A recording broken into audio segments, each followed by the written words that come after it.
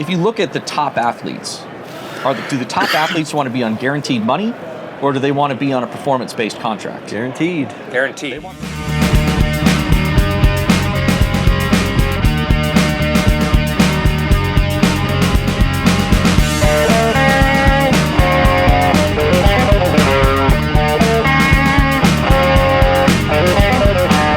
Welcome everybody to another episode of the Retireholics. Thanks for tuning in. What exactly is the Retireholics? Well, we could create a PowerPoint, we could host a webinar, we could talk to you about boring 401k things as you click through our slides. We could put on ties. But instead, we could crack a couple beers, sit on a couch, talk about that same boring 401k stuff, and we prefer to do the latter, right? Well, we talk about it a little differently. Come on, we get deeper. We have a little fun. A little more legit. I'm a little worried our guest might cuss once in a while today. We'll see what happens. We don't have compliance to deal with. He does, so we can go deep in topics. Who is this fifth person on the couch? This well, is you our should say guest. something. They might recognize your voice. Oh, There we go. That's a good one. I have a voice that's made for a podcast. oh. And a face Rick that's, Unser, and the face that's made for a the podcast. host, the I disagree. creator of the greatest 401k podcast in the history of the world. Yep. Very true. Also, an awesome financial advisor, Mr. Rick Unser. Give him a round of applause, boys, for being here. Thank you, sir. And a round of applause to you guys, more importantly, though. Oh, Great, well, thank you. great Too work kind. you've done here. It's too Thank kind. you. Like every episode, we're going to start with the beer of the episode. And we've got a kind of special little story here because Mr. Unser brought this for us. So pull those bad boys out. Tell us a little bit about them, and Yep. let's get started. Absolutely. As a Hermosa Beach, California resident, this is a local brewery down by me in Torrance called Strand Brewing. And I can't drink it at least without being in flip-flops. So hence the, Nice. hence You know the I love flip-flops. that. But I got a little something for each of you. For JD, I've got a nice orange wheat. Thank you very much. Let me drip that on Thank Chad you. a little bit. Chad, I've got the nice Atticus IPA. Thank you. I got 2 ambers here for Whoa, Justin Chad.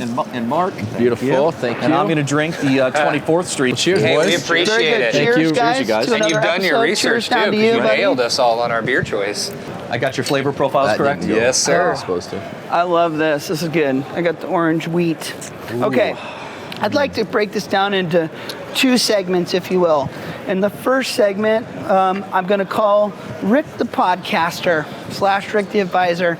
I'm an avid listener to the show. I know Chad is. am. These guys tune in As all we the all are. time. Yeah. So we want to learn a little bit more about the genesis of 401k Fridays. So let me first ask you, what was the inspiration? What was that day one where you decided to jump into podcasting? You know, loss will make you do some crazy things. When I started down this path, it was really because I lost about 30% of my business with one stroke of a pen. Ouch. Which is never a fun place to be in. And as you sit there and look and say, man, that sucks. What am I going to do next? How do I rebuild? What's the strategy? I sat back and looked at a lot of the things that you could do as an advisor. So put down the gas pedal of marketing Yeah. to revamp it all. Do I want to make more cold calls? Do I want to go to more breakfasts and lunch meetings with centers Cold of calls are influence? awesome, by Yeah, the way. those are my Our favorite. favorite. Do I want to do more webinars or seminars or just a lot of the typical stuff that you see a lot of advisors doing from a business development standpoint? And as I sat there saying, all right, well, none of that really sounds awesome to me. What else can I do? Maybe think outside the box a little bit. And this was all kind of coincident with a meeting that I went to for my firm where a guy got up and was just talking about one of the things in his life that's really helped him kind of keep his stuff together was he started listening to some podcasts that were out there. So I started listening to podcasts. I'm thinking about going and having all these ideas of what I'm going to do from a business development standpoint. And I'm just going, man, these podcasts are great. There's got to be one on 401k. There's got to be Fred Reich has to have one, Marshall Wagner's got to have one, or Fidelity, or somebody has got to have a podcast that talks about 401k stuff, whether it be industry facing or plan sponsor facing. And I did my research. I was going through all. There's not a lot there. Yeah, I had that same moment in my career. Like, I love this stuff. I listen to surf podcasts, believe it or not, and I'm like, there's got to be a 401k one. There wasn't. Yeah, so that was when the light bulb kind of went off, and I said, all right, well, there's one of 2 reasons this doesn't exist. It's either because nobody wants it, or it's because nobody's done it yet. And so I chose to be the optimistic side of the equation and said, all right, well, why don't I do it? And that was when I jumped in. This was January of last year, so January 2016. And It's only been that long. yeah, so believe it or not, it's been 80-something episodes, 86 right? episodes. massive Well, undertaking. 52 weeks in a year, every Friday. I mean, Let's talk about the time involved, because for our audience, I do want advisors out there to think about what they could do, and that's why Rick's here, because he's a great example. Let me ask real quick, what were you doing prior to that? Were you doing any other types of heavy marketing efforts? not heavy. I was doing the usual stuff. I was meeting with centers of influence, ERISA attorneys, CPAs, compensation consultants, whatever it might be, areas that we could potentially get some business. But I wasn't. I'd done some webinars, I'd done some seminars over the years, but it wasn't really anything that I had a sustainable formula to. You surely weren't confident enough in it that it was going to make up that 30% gap. Yeah, absolutely. Yeah, just based on prior experience, I'm like, this is not doing the same thing that I've done over the years and doing the same thing that I think a lot of other people are doing. I didn't see that as a great path, and I also wasn't excited about it. It was something that I looked at that if I was going to go down that path, I was going to go down it somewhat begrudgingly, somewhat like, man, all right, I guess it's just, you got to lace up the, well, I don't have shoes on, but you got to lace up your shoes and just go to work and, and just trudge through this and maybe not really be passionate or enthusiastic about it. Now, you did what I think is one of the smartest things and one of the dumbest things when you decided to embark upon this podcast. You named it 401k Fridays, which meant that, and I know this was by design, you were going to have to do this thing every week. Yep. Because if it didn't come out on Friday, you were letting down your audience, even though your audience was non-existent at the start. But you were making that commitment. That's a big deal. So let me ask you, and give us the real story. Sure. The time involved. You have guests on every one of these shows. Yeah, let's set that stage a little bit, because I think many might think that it's a 5-minute recording of you over your iPhone that you're posting out there. No, these are Which I would still listen very to. very well professionally done, guests on every episode, tons of content, hugely valuable, and the production of it from start to finish takes some serious time. That's all done by you? Yeah, so I'm doing everything right now.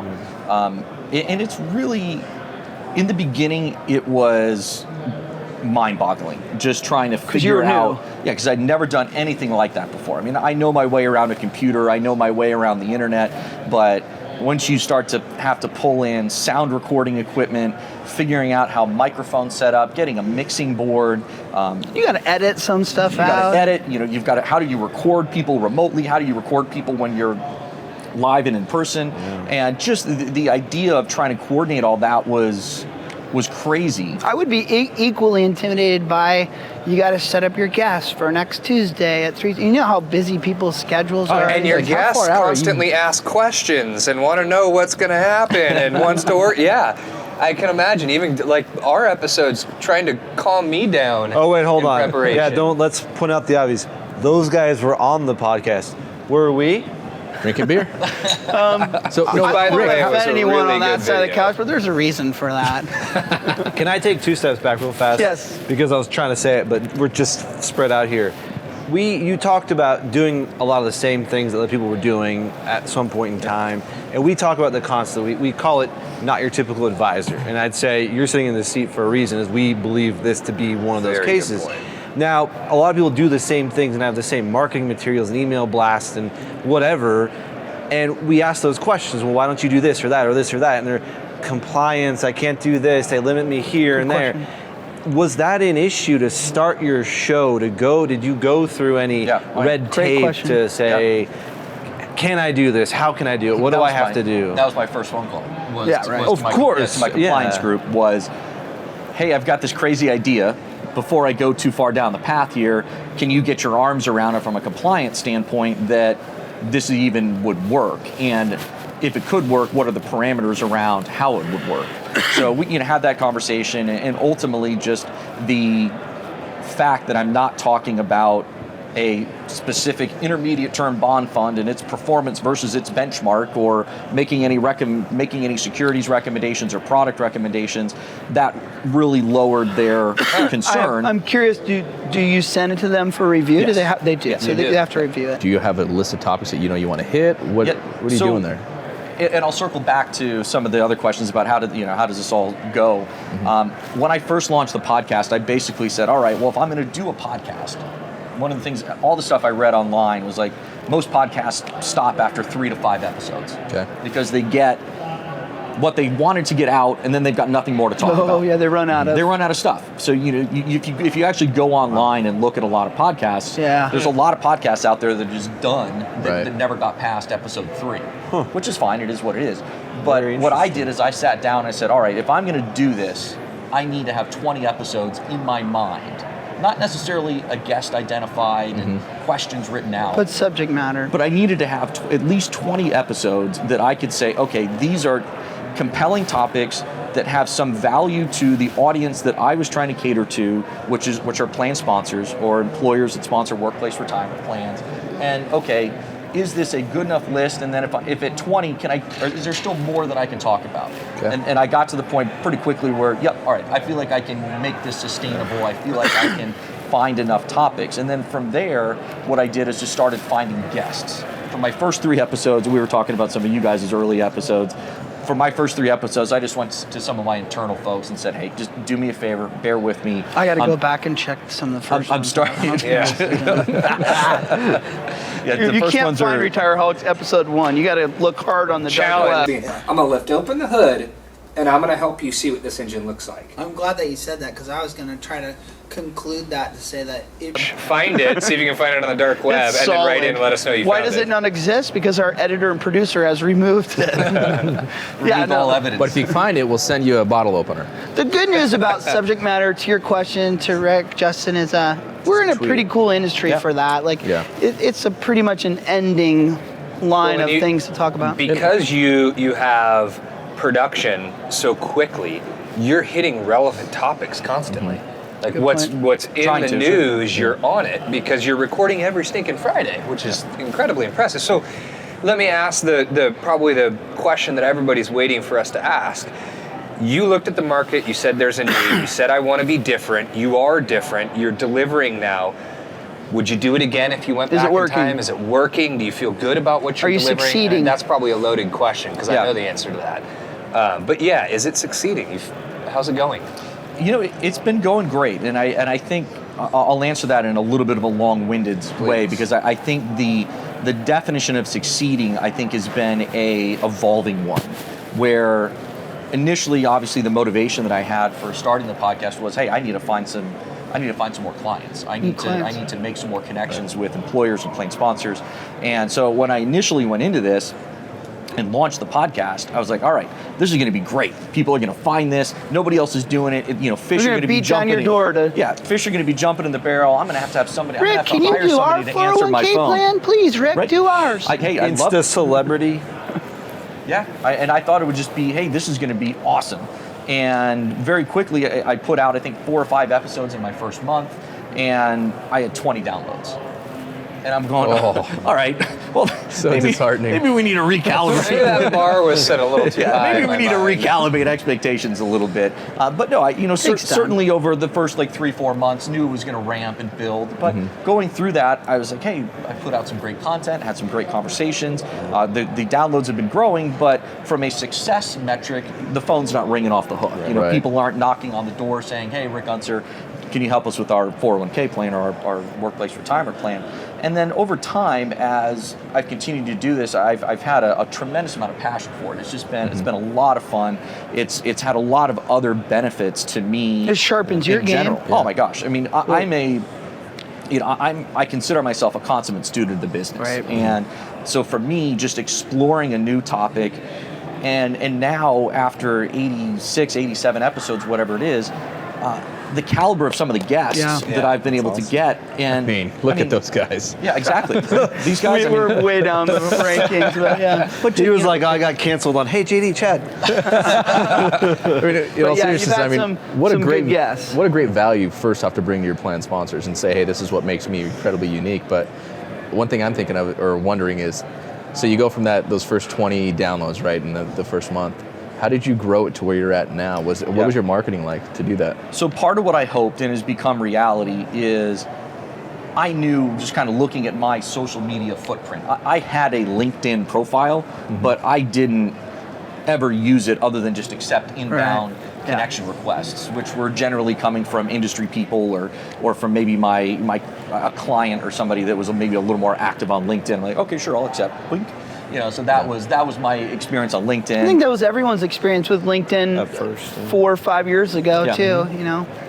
So I didn't have a big footprint. I didn't have a big email list. So I knew that for me to get this out into the world, I was going to need some help. Mm-hmm. So part of what I did as well is I just made it really easy for my guest to share the content. Yeah. Okay. So whether it's creating LinkedIn posts or sending email links, whatever it is, but I just made it really easy for my guest to co-promote. Hey, Rick, thanks for having me on the podcast. For and sure. that would go out to all their connections on LinkedIn. We've had a few people that have pushed it out over their email lists. We've had a few people that have, put it in a newsletter or whatever it might be that they were on the podcast and they should check it out. So getting some co-promotion from some of the folks that I've had on as guests has certainly helped. Yep. But in addition to that, I'm just doing most of the LinkedIn and other social. I want you to know that if I'm not trying to do this just to pat you on the back, but if I put it out there on social and LinkedIn, which I do from time to time, it's because I listened to the episode I appreciate and that. I was like, this is valuable, so I want to cultivate that and put it out to the people that follow me, and so that's how it's supposed to work, that kind of stuff.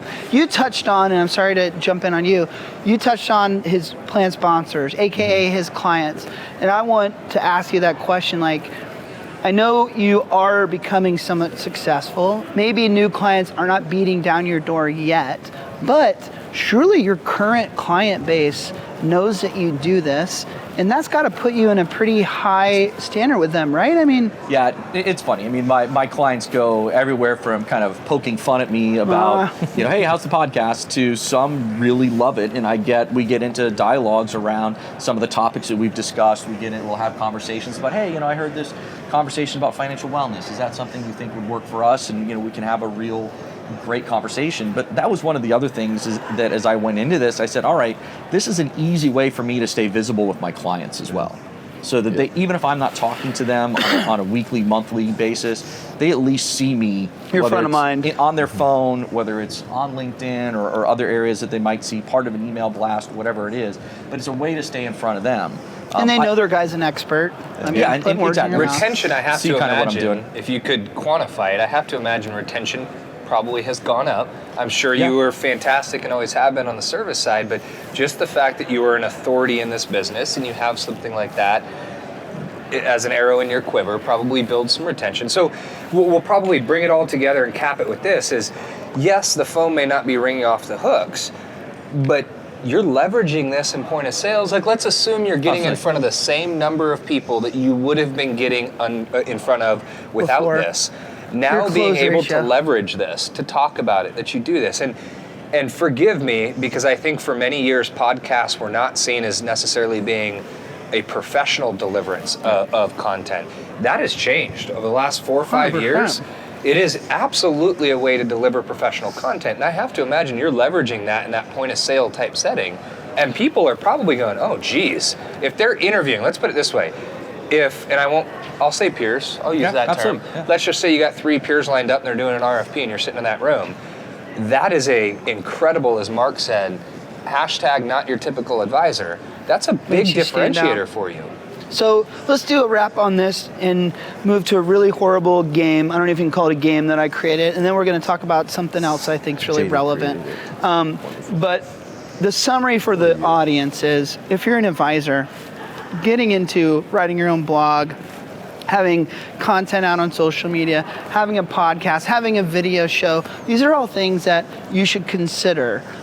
Because it's valuable, it works for a variety of reasons that Rick has talked about today. Well, we don't want to promote people starting a podcast because that would be competition to our. Hey, board. nobody's got this voice, right? more- here. more the merrier, baby. Welcome to competition. And I might add, I would think podcasts would be probably one of the most difficult ones I to couldn't do. do it. Certainly. However, I will also tell you that I believe as a video guy that having audio content is maybe a lot more valuable than video. To watch a video is kind of difficult. You need to sit down, You're right. have something You're to right. watch on. To listen to 401k Fridays podcast, I can be in my car. I can be banging out emails. I can be working out at the gym and still, so there's a lot Is of the next step convenience. to all of this maybe a sponsorship from Strand Brewing Company. You know. Okay, Yeah, well, I'll talk to Rich when I get back in town, see if he's interested. Oh, you're on a first name basis. It's like here's- Mark and T. Rob's over there. Here's a horrible game that I'm going to put Rick. Can I share my one funny anecdote? Please. Yes. So just in terms of, how does this help with branding? How does this help with clients?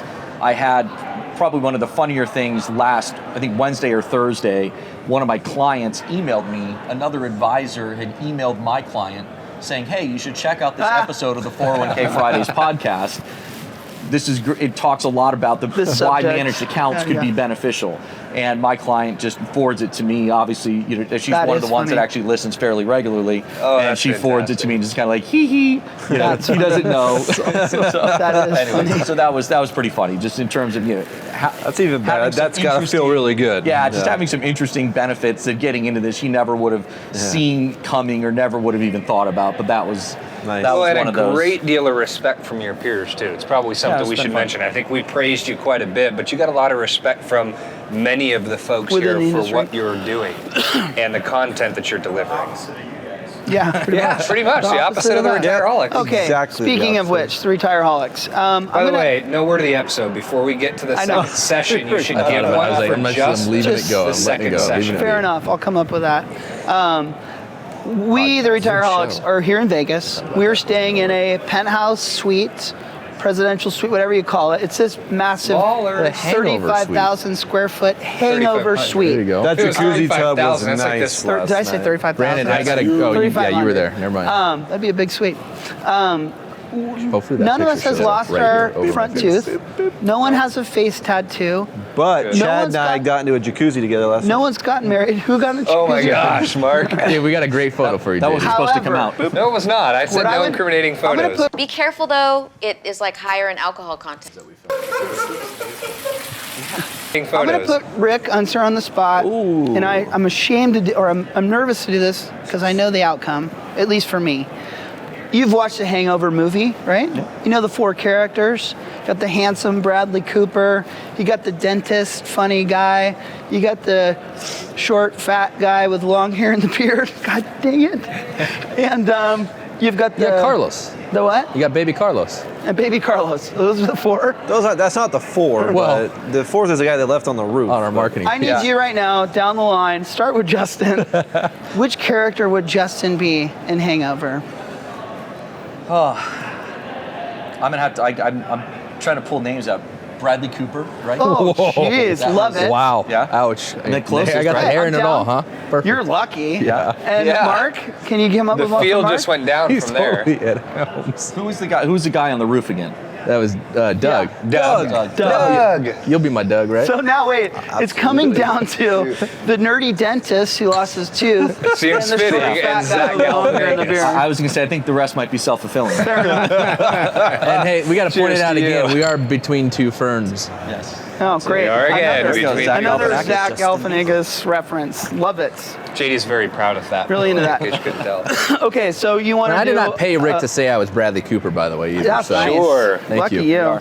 A word of the episode. So if Can't you wait to say see the all following that. word I for thought the you were second half of this Sure. episode, you will have to drink, and we will say performance will be the word. Why do I say Ooh, that? that's going to be tough. Because Looks like I I'm want not to gonna talk say about anything the rest of the Fidelity. show. Fidelity has recently come out with a new slant on an expense ratio, okay? The reason why they've come out with this, and it's called, for lack of a better term, I think, like a performance. Jeez. Dude, like, Man, you didn't even I finish knew where the he was word. going with that. So, The but expense bam. ratio is tied to the success of the fund. I'm not even sure. Like, Okay, it's only for international funds, so we're not talking about something that's real right now, and we're basically just going to shoot the shit about it because there's not a ton of specifics about the concept, but I still think it's really relevant to the audience to see what a fund company's doing in response to this huge landslide towards index funds, passive-based investing, okay? And not to be the investment geek, but I'm going Please. to tweak that slightly. That's why you're it's here. for funds sold outside of the U.S. It is not Yes, domestic not domestic. yet.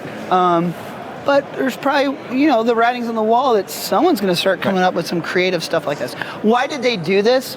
I told you, huge push towards index funds. Secondly, if you talk to your average American, or shouldn't say American because it's international, your average, investor, they would say, why do I pay this 1.25 expense ratio even when my fund is sucking? Shouldn't I just pay you when you're doing something of value for me? Interesting concept, but I think the general public believes that. And I think it's important to quantify my fund is sucking is relevant to what the market is doing, right? Because that's what this is going to tie Sucking's to. a technical term. I still pay But way it's- too but- much for my Wi-Fi, and it sucks all the time. In terms of what they're paying and tying to the success of that fund. See that? What'd you say? Success of the fund. I didn't use the keyword. Oh, okay. It's I'm trying to relevant come to up what with the one. benchmark is doing, right? Isn't that what the release came out and talked about? I mean, Okay. let's say what it is. There's not a ton of details to the actual mechanics of it, but yes, we believe that they're going to set some type of expense ratio. I like the way you put it earlier. You think maybe that's their operating costs. That's what they need to keep the lights on, right? They set that number. Hopefully that's below what the apples to apples current expense ratio would be for that fund. And if that fund then outperforms. No, you can't say no. You can totally All right. say that. Outdoes a certain benchmark, you would pay a premium on top of that expense ratio. Okay, if it falls below and is struggling, I you get my still money would back. pay. No. Oh, come on. Isn't that what Schwab is Brad. offering? I have no idea. So you've seen those commercials right now, which I'm curious to dive deeper into, but that's what they're offering. Can we stick to Fidelity for today, please? Yeah, we'll stay there. Okay, now, sounds great, right? We said earlier, wonderful headline. But as you start to think about it a little deeper, there's some issues. Let's talk about some of these issues. What's it going to go to? How much of that upside are they taking from you? Yeah. Great point, because that's kind of freaky. Well, are they setting the bar really low so they're just going to, beat It could Where very are well they be gonna- that. beat the whatever? I Where are don't they want to say the gonna set word. the bar? The devil's going to be in the details. Can we talk about fiduciary practice? You're an advisor. Yeah.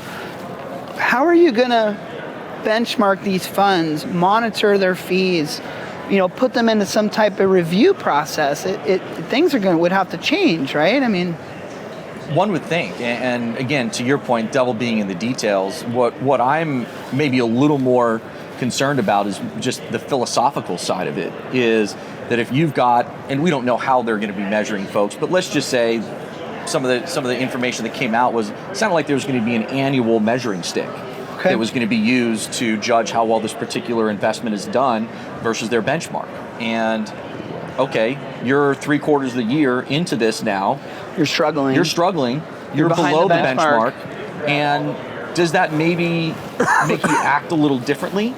Because not, the Rick. only way that your team, the only way that you maybe as a manager are going to get a bonus or are going Are to you earn suggesting that these people on Wall Street are motivated by my money? Is that what you're suggesting? No, that's a scary thought. They might Says really the do-gooder over add, I there. think we were saying is they might add to their aggressiveness, to their all of risk. a sudden you're bringing in risk factors that might not have been gotta might get not have there. been contemplated. Yeah, And I for start- what benefit? exactly. I started thinking about, from what we do through the proposal process, how do you as an advisor accurately portray, display Really to a good. client what their fees are going to be? You're putting them up I mean, it against hasn't two other hit providers. our world yet, but that's an incredible point. You could argue TPA rev shared fee structure models would be under But you the know what you're same- going to pay, and I'm sure they're going to have say, hey, in a perfect world, hey, if you exceed the benchmark by this much, this is how much more the fund is going to be. But you're playing. There's so much. How do you put And that on on that a gray topic, area. yeah, how do Throw you that on a prospectus that? spreadsheet. Yeah. How do you Make that in a- prospectus that, right? Put that in And a fee podcast. disclosure, right? Yeah, we'll chew on that one. We'll get Tom Kamak on, and we'll go through it. There you go. Can't put that side by side. But I mean, the only thing that I can think of in our world that exists today that would even closely resemble that is if you went to looked at a gross expense ratio versus a net expense ratio, and maybe that's what it is that if this was to come to the U.S. and this were going to be Right. something that we as advisors or fiduciaries trying to help manage and benchmark fees, it's all right. I'm just going to use extreme examples. Your highest gross expense ratio that would be charged would be 1.25%. The lowest net fee that would be charged, assuming that you had terrible performance, right? Wow, he did that on purpose. Yeah, people. he needed a sip. No way to I was a go. little Jeez. thirsty. And it's getting a little. You little know you parched. can just go at any Yeah, time it's too. getting a little parched. But maybe that in the existing framework of an investment expense structure, maybe that's, if it were to come to the U.S., that potentially is how it would work. But Yeah. the other thing that as I sit back and think about it, this is not a foreign concept. I mean, Right, it's being yes, done right now, right? No pun intended, right? Foreign outside the U.S. Oh, There good you job. Very So nice. hedge funds right now use this strategy. They Yeah. charge a base level expense ratio, and they generally On the upside, are going to take 20% Where they make their if they fee. exceed they make 20% of the big gains. fees on the upside. Yeah, and that's where they make their money. I mean, they're not. That's actually what kind of concerns me about this methodology is as an investor and I get upside, that's my win. Like I want that. I don't want to give a portion to you. But we'll see. I think in many walks of life this exists, though. I think an analogy to sports. You could have a quarterback who's incentive based, who has a salary, but is compensated on number of touchdowns or yardage over the season. And it may become game 14, and they're looking and going, all right, I need another, 600 yards in the next 2 games, so I'm going to start going throw heavy and audible so that I can get more plays in. Or you just get tackled and break your walks of life. collarbone, and then you're screwed. Now, whether that is a good or a bad thing, I think time will tell. My fear, as I started to dive into this and think about it, is if they are chasing the index, and that's the thought. That's why they're coming up. Maybe not coming up. This exists elsewhere, as you stated, but they're starting to adopt this internationally. Are they trying to look more like the index? And if that's the case, if they outperform the index and they say I have to drink for that, don't I? I said, Yep. Yes. Okay. I didn't hear it. I was Pay attention. close. Keep talking. But they beat the index, keyword. and now the additional cost, you mentioned 20% or so, ends up being the essentially the cost that brings the net rate of return down to where the index was. Then essentially you took on the risk of an actively managed fund just to get the same net rate of return as the index. Yeah, what fun is that? So we don't know. Devil's in the details that you stated, but it's interesting to think about. And let me go one step further using your analogy of sports. If you look at the top athletes, do the top athletes want to be on guaranteed money, or do they want to be on a performance-based contract? Guaranteed. Guaranteed. They want guaranteed money. Sure. Yeah. So now let's parlay this to the mutual fund world for a second.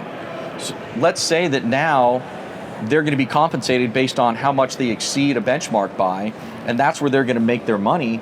And I go, well, all right, so let me get this straight. You're asking me now to run my mutual fund like it's a hedge fund. I manage several $1 billion of assets. I have a great reputation in this industry. Good for you. I've been getting calls from hedge fund managers for years. Man, I'm out of here. I'm gonna take my talents and I'm gonna go to you just made the a point. I think this is a point you made. Oh, I think this is a point you just made, and I Brown totally reference agree. there. Given these parameters, it seems to me that taking more risk hear anything will make a lot of sense for these companies because they're going for the upside.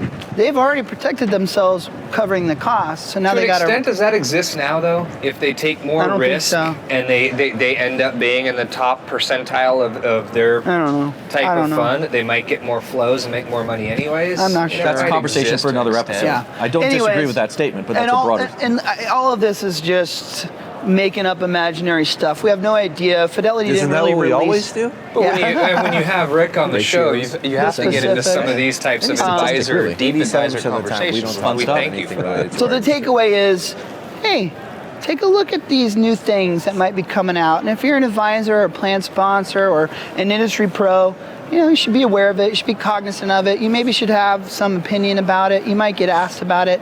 Check out these articles on Fidelity. I would suggest look at some of the comment sections because a lot of people have chimed in with the negative and not just the positive. Oh, the with comments that, section is just full of haters. I know, it's great though. Yeah. I love the comments. I man. know you do. I'm always going after Don't the look at our comments. comments, whatever you do. Ever. We don't have any. People are going to find episode 1, though, remember? Yeah, right. Look for it.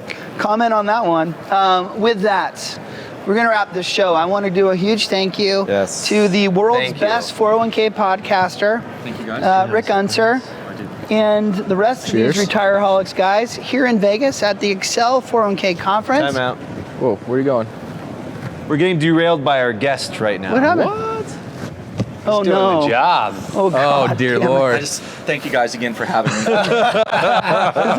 You would come into a Dodgers Bay Area Giants fan couch He was here. wearing an LA thing Don't the include other me in night. that. I'm a San Sorry. Francisco Giants fan. So are you. So is So Mark. are you. I'm in there. Let's go. Rick, Astros. I got one Yeah. Based on the last. timing of this episode, I could look really great. Could do it. The Houston Astros are world champions. Right. See. Dodgers fan. Hey, or- so I've got- We're hold going on, at least hold on. for like a year. we have the rail. Mark made us do it before, so let's do it now. Make your predictions. We'll look back and see who was right. Astros. Astros or Dodgers, Jess? Astros. I want to say Astros. Game number. I want to say Astros. Game number. I'm 5. going Dodgers in 4. Whoa. I'm going Dodgers in 6. I'm going to go Dodgers in 6 as well. You're still employed. You're fired. You're fired. We are the Retireholics. Hold on. We got are one. We got one changing- big question. What? When do we get to be on the show? Oh, goodness. We're changing the retirement plan industry one beer at a time. Thank you for tuning in and